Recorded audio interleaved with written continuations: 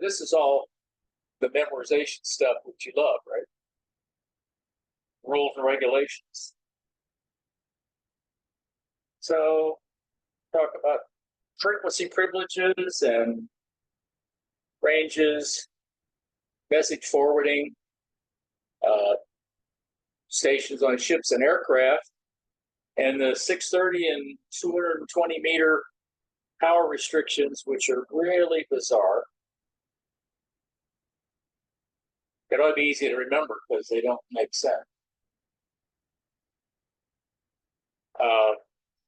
One of the most important things, well, there she is.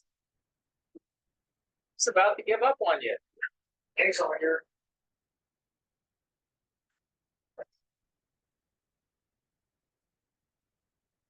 Everybody else said they're all ready to take the exam. Are you? Oh, they're just ready? Yes.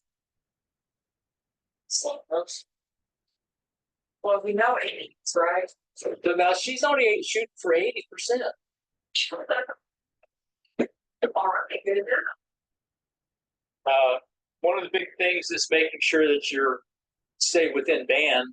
So if you're trying to do phone on lower sideband, you need to stay above the bottom edge of the band. Versus if you're doing upper sideband, you need to stay below by whatever the bandwidth is. Typically, you assume 3 kilohertz. And the same thing's true for if you're doing CW or data. You need to know what the bandwidth is, where the band edge is.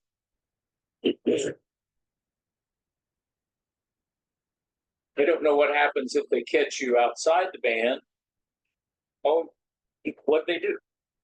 You get a little thing from tests. Oh, really?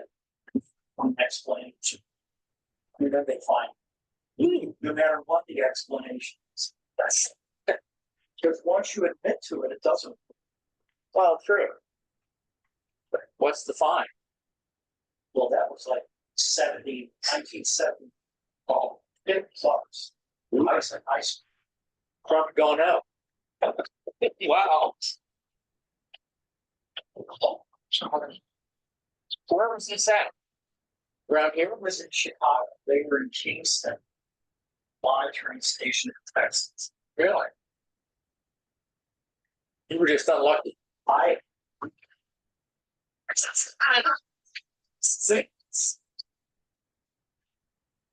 Okay. Kilohertz. You shoot 3 kilohertz on FD8 too? Well, never goes. Yeah. I've stuck in the actual Part 97 things that apply to these if you want to read all the gobbledygook. I don't know. I think I sent everybody a copy initially. It's very hard to read. It's written by lawyers who I don't think were amateur radio operators.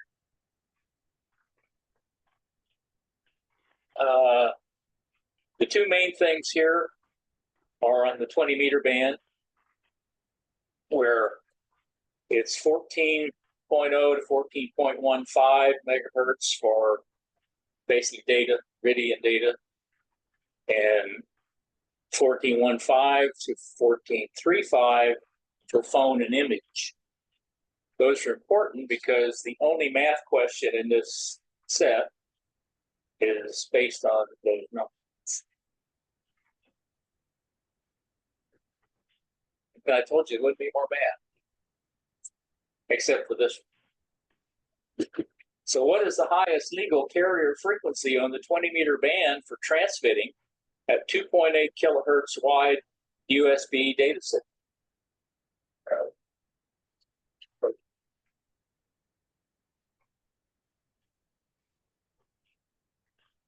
Okay.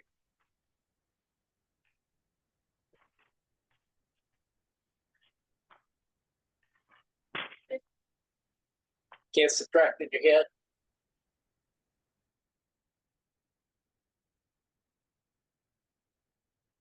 I use 20 all the time.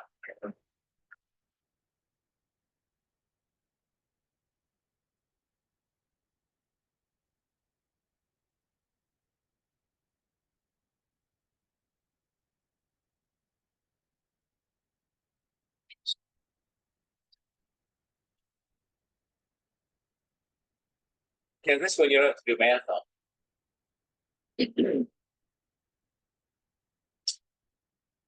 So you'd be kilohertz above.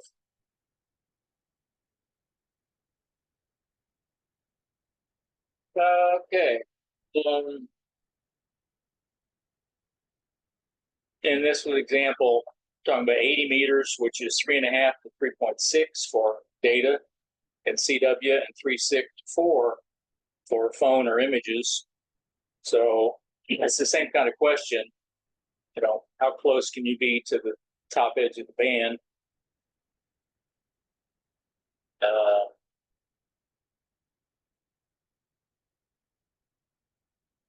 Which of the following frequencies represents the lowest frequency at which a properly adjusted LSB emission will be totally within the band?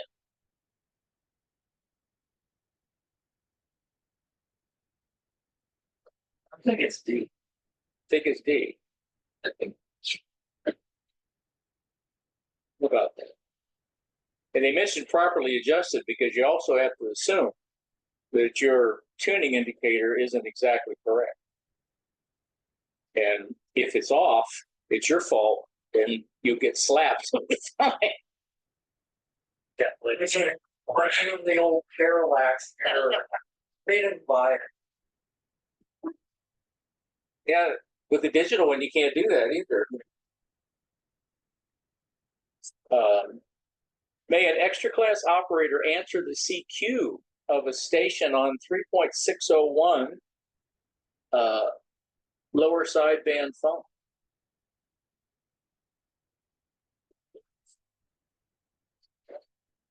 Hmm?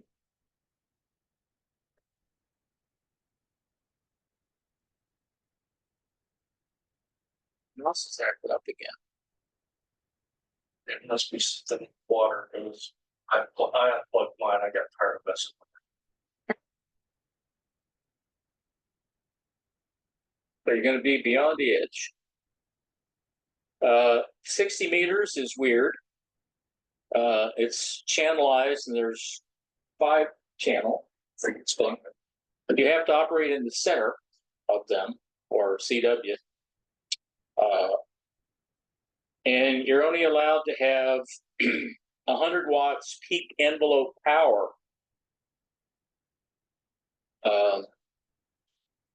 And that's based on having a half-wave dipole. So it's 100, so it's in DVDs. It's one of those where we're a secondary user. So we have to defer if somebody else is using that channel frequency. We're not allowed to interfere with them. So we either have to move or stop transmitting.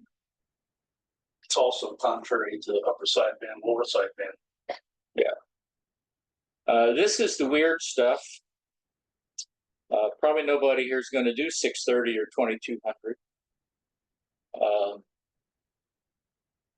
But the thing to remember is it's 5-watt limit on 630 and a 1-watt limit on 2200. The way they define it in the rules, you're allowed 1.5 kilowatts peak envelope power, but you can't radiate more than 1 watt effective isotropic radiated power. That's just bizarre. I mean, it says you've got a minus 30 dB antenna. And the same thing's true for the 630. You're allowed 500 watts peak envelope power, but you can only radiate 5 effective isotropic radiating power. Here's a thought.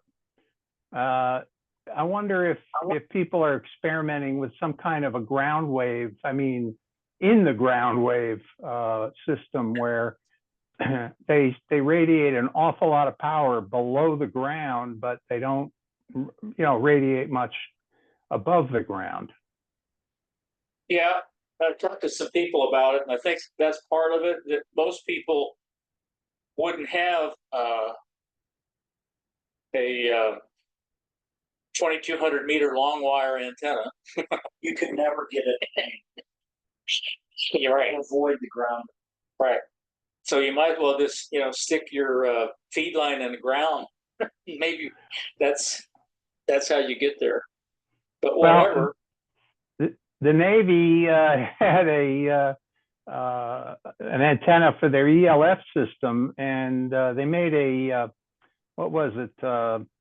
Mulder and Scully, that TV series in the 90s. They made an episode on that, so it was interesting. But yeah, I mean, extremely low frequency transmission via the Earth. You've got people who are listening even below 2,200 for natural noises. Big distance. Do that sort of frequency. Missile sites and all the nuclear force that transmit through the Worth to the site. The split. Super low. And there was a site in California, Hockenville, by the Navy. I went there one time and they had a ERF antenna, so it was long. There was, Is that the Oz in California, and then Silver Creek in Nebraska. It was a post nuke because the atmosphere gets destroyed, yet radio signal still travels around, so they could, transmit a post nuke warning to the subs. Okay, yes, take it. It's okay, take them. Yeah. So what is the required transmit frequency of a CW signal for channelized 60-meter operation?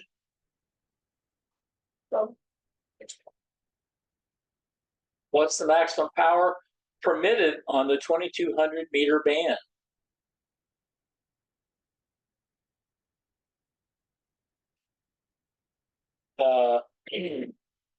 Except in some parts of Alaska, because there's a deal with the being close to Russia. The maximum power permitted on the 630-meter band.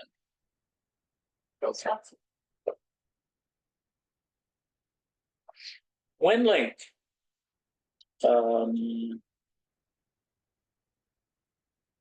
It's one of those message forwarding type protocols. If the message that's being forwarded is in violation of some of the FCC rules, like,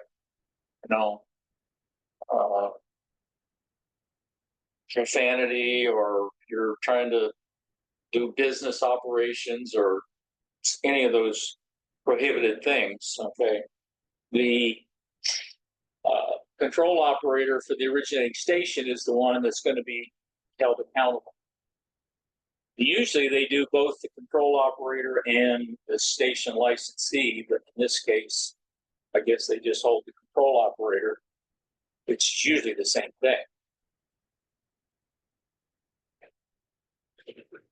So if you are the control operator and there's a message that you're forwarding, you're supposed to discontinue operation or transmission of that message as soon as possible. So if a station in a message forwarding system inadvertently forwards a message that is in violation of FCC rules, who is primarily accountable?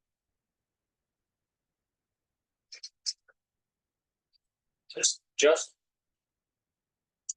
if you're on board a ship or an airplane, obviously you have to have an FCC issued license if you're in international waters and on a U.S. vessel. The rules are different if you're not on a U.S. vessel or you're in national waters of something. You have to get permission from the shipmaster or the pilot if you're on an airplane. I guess that applies if you're on a cruise ship. You have to go find the captain and ask whether you can transmit. They'll probably say no. think it's 100-foot wire. So it's funny. So if you're not in public, stay at home. If you turn on the notification, or need to get to verification, something. Is that in there? Okay. I don't know what's your notification. I'll see.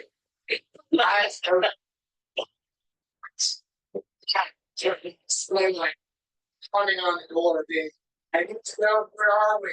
Sure. So I guess that means if you're notarized in Florida, you can't cross the state line and do it. Right. Yeah. We notarizing. And there's the actual Part 97 language chart. What licensing is required when operating an amateur station aboard a U.S. registered vessel in international waters?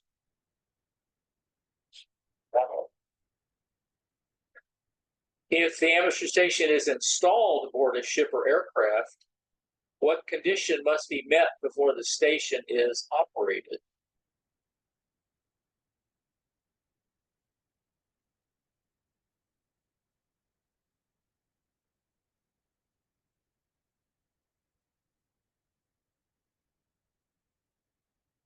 Get permission.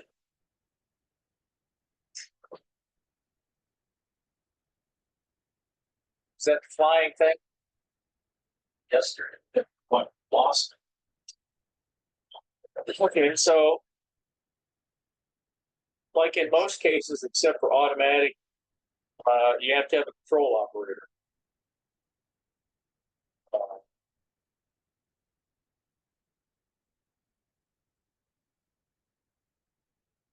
And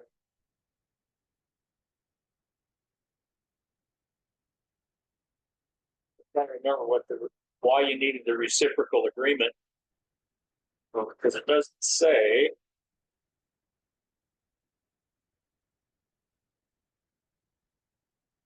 As long as you're within 50 kilometers and you're in a documented registered U.S. vessel.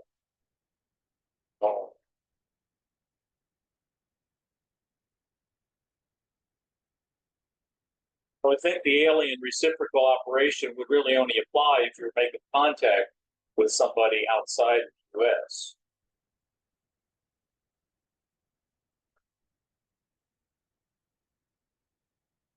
So who must be in physical control of the station apparatus of an amateur station aboard any vessel or craft documented or registered in the United States?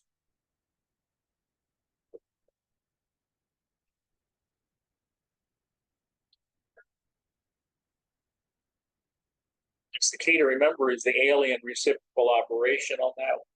Why, I don't know. That's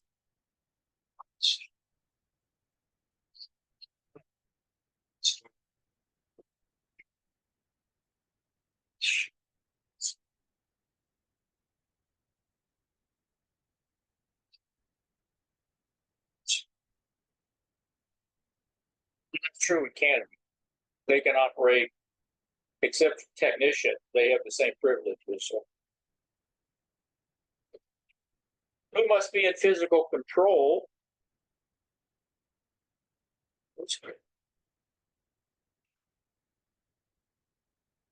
So is it often that your country has additional privileges?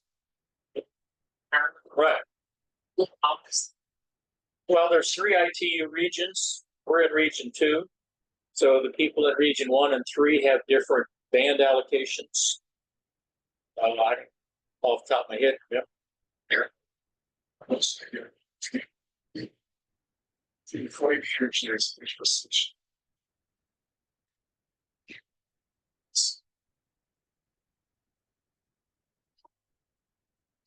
And then the work band's part of that. Thank you. Seven. I don't know.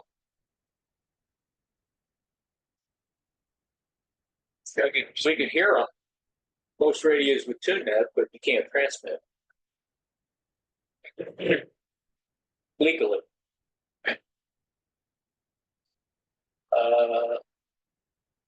Yeah, but a lot of the radios that you buy in Europe, they have different. Right. Same with like an Icom Riesu from Japan. It's got a difference. Buy it.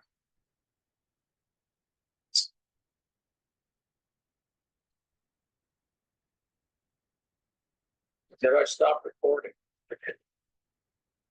What if you started? Huh? What if you started? Yeah, I started. I did. Heard it.